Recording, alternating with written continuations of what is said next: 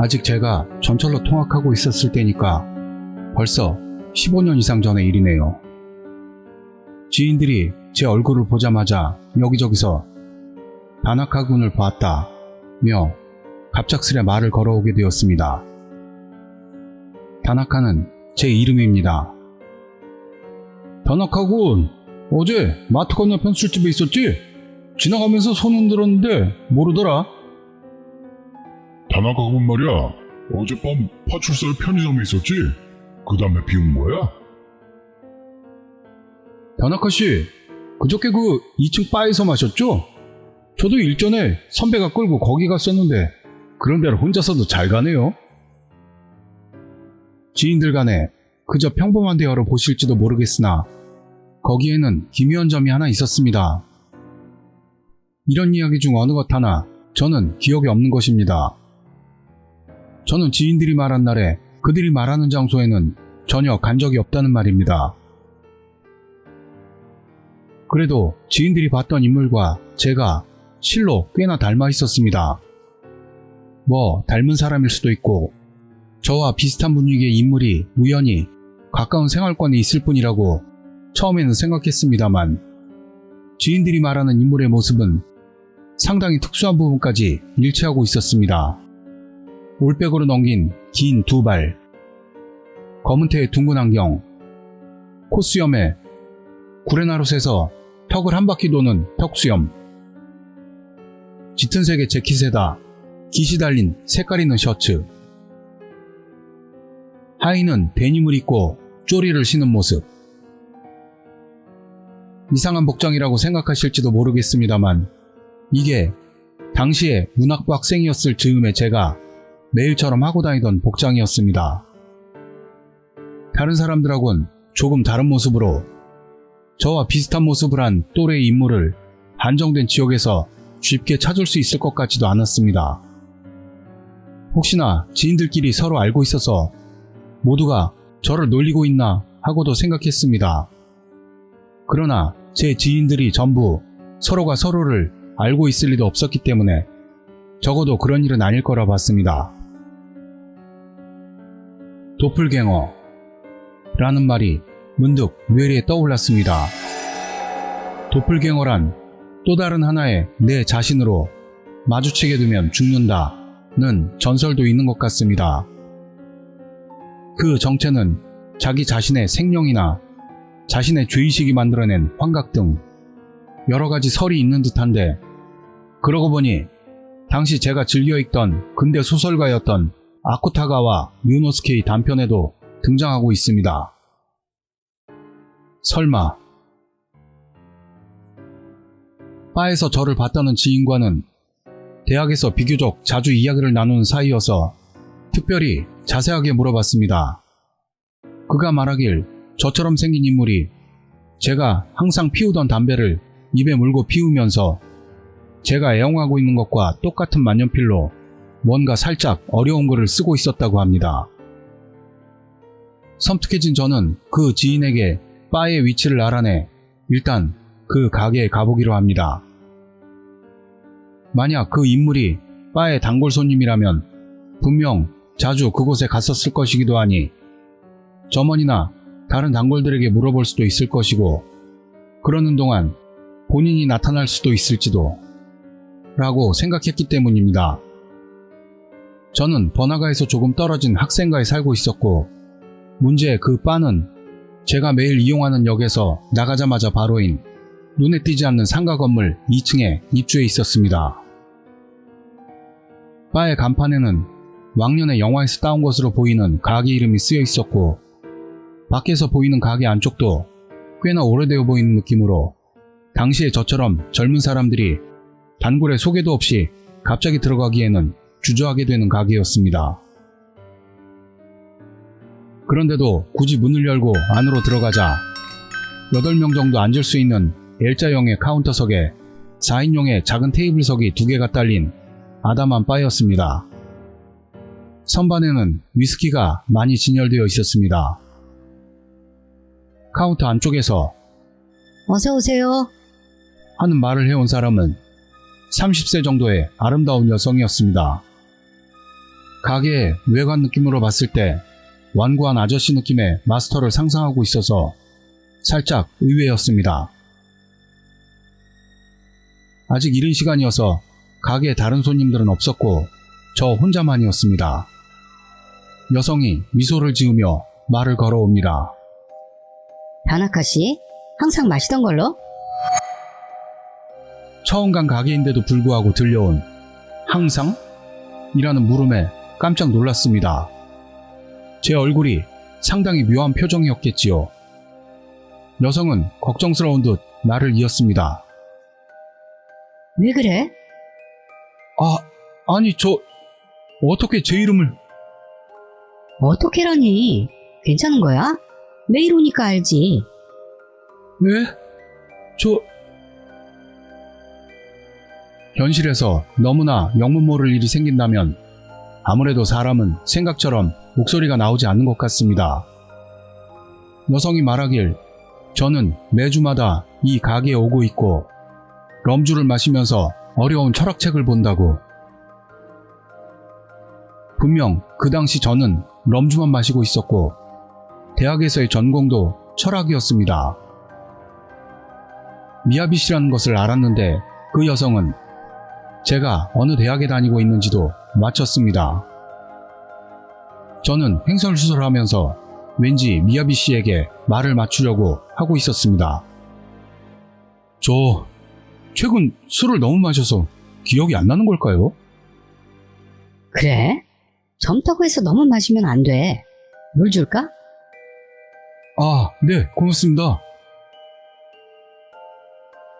저는 그 후로 미안할 정도로 조금만 술을 마시고 적당한 말로 둘러댄 후 계산을 마치고 그 자리를 떠났습니다.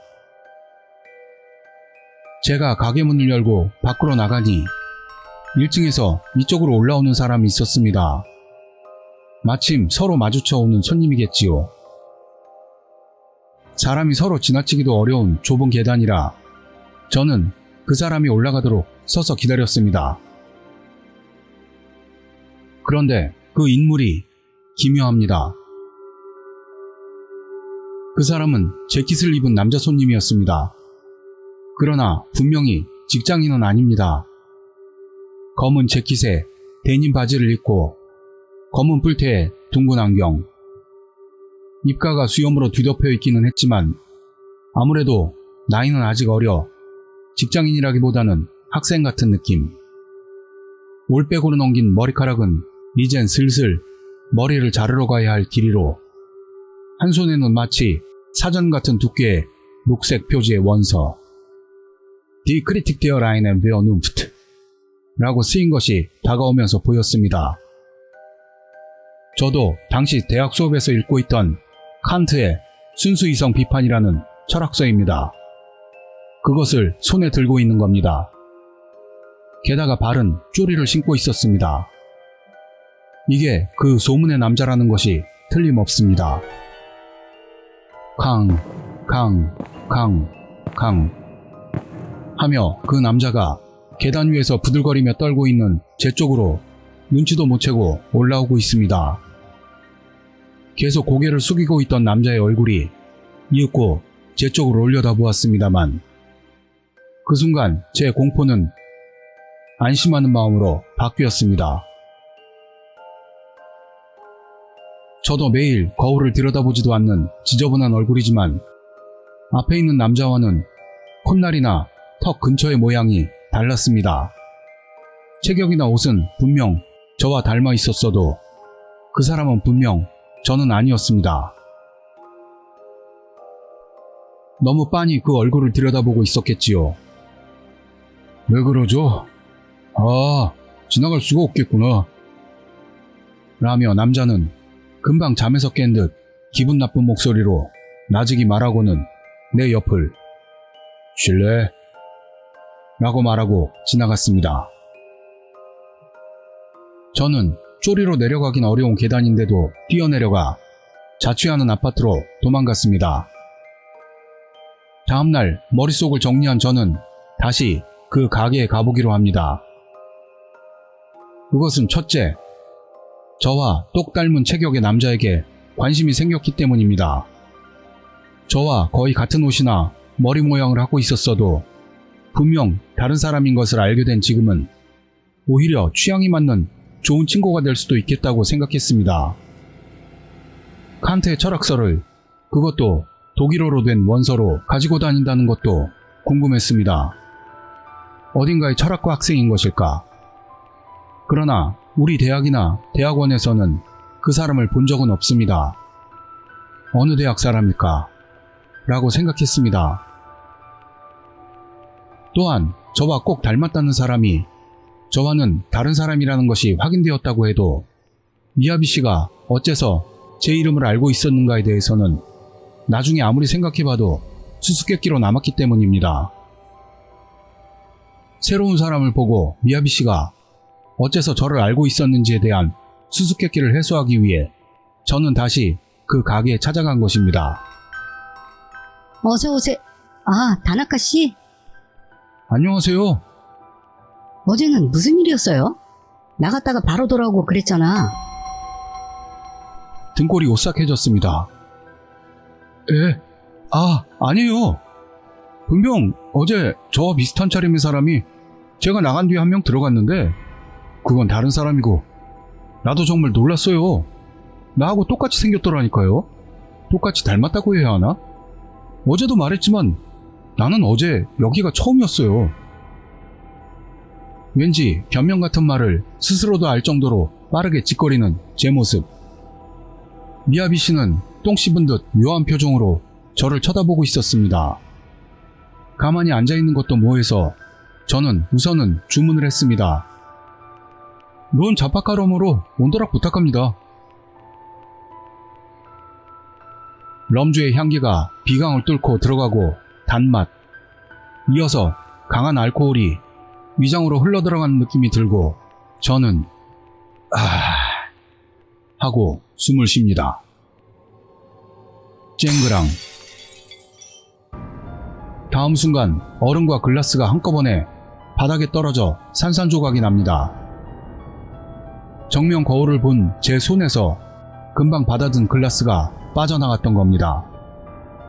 거울에서 보이는 것을 믿을 수 없는 제 손에서.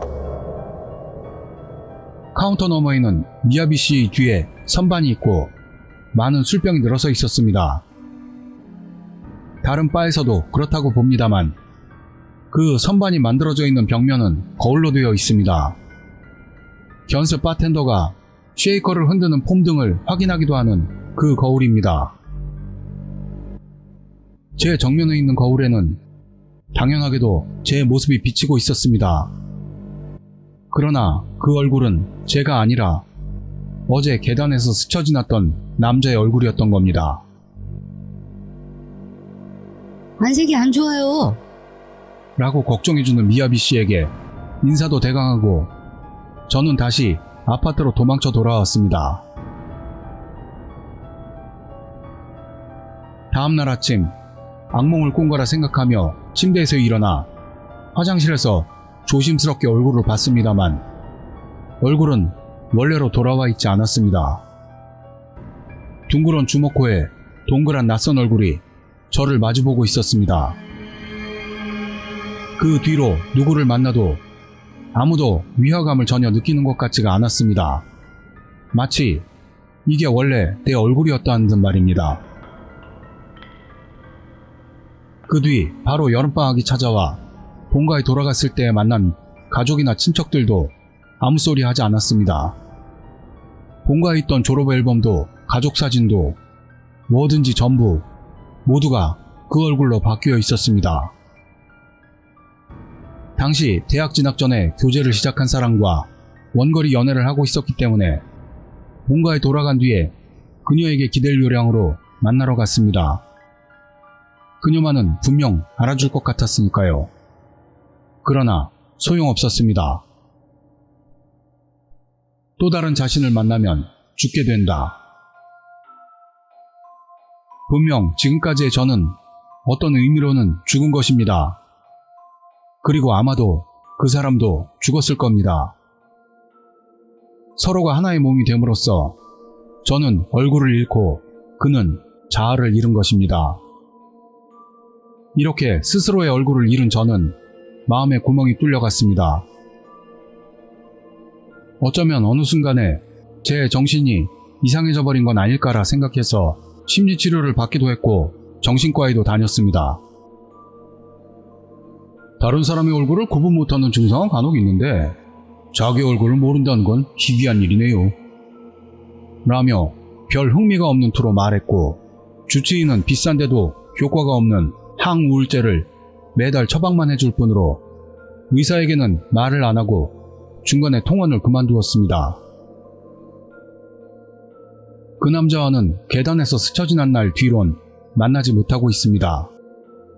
그리고 제 얼굴을 잃어버린 그날부터 다나카군을 만났다 라는 지인들이 말하는 도플갱어 현상은 완전히 사라지고 말았습니다. 그것은 대체 뭐였던 것일까요? 누군가 이런 비슷한 경험을 했던 분이 계시다면 도와주셨으면 좋겠습니다.